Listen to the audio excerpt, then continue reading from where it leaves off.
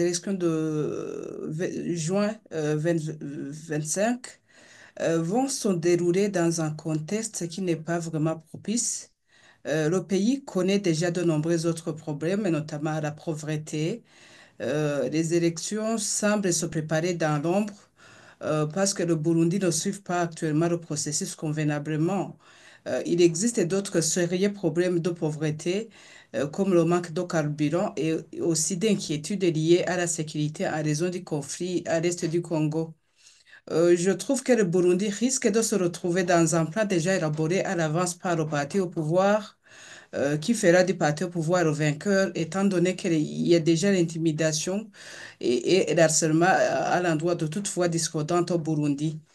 Donc, ça se déroule vraiment dans un contexte de verrouillage de l'espace démocratique. C'est préoccupant au moment où la CENI a été mise en place d'une façon unilatérale au regard de sa composition qui est dominée principalement par des membres du parti au pouvoir. C'est ainsi qu'on a vu, par exemple, que la CENI a rejeté des candidatures de plusieurs partis dans les prochains scrutins comme celle de la coalition Burundi Bwawose. Donc, au regard de l'exclusion des listes de la coalition Burundi Bwawose, ça reflète un manque d'impartialité et de transparence dans le processus électoral à venir. Il s'est aussi remarqué que certaines commissions électorales locales étaient accusées de manipulation et d'irrégularité, telles que l'inclusion des personnes non éligibles sur les listes électorales. Il faut s'assurer que la CENI soit véritablement indépendante avec une composition équilibrée, incluant toutes les parties prenantes, que ce soit de l'opposition, de la société civile, mais aussi éviter qu'il y ait des ingérences politiques dans les décisions qui sont prises par la CENI, mais aussi dans son fonctionnement.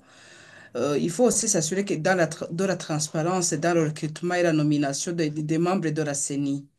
Mais aussi à l'endroit du pouvoir, il faut veiller à ce qu'il y ait une révision et application rigoureuse du cadre légal afin d'avoir un cadre vraiment juridique qui est clair et équitable pour tous les candidats et toutes les parties de l'opposition,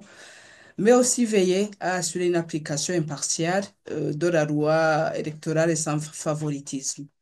Pour apaiser la tension, le parti au pouvoir devrait servir les intérêts de tout le monde,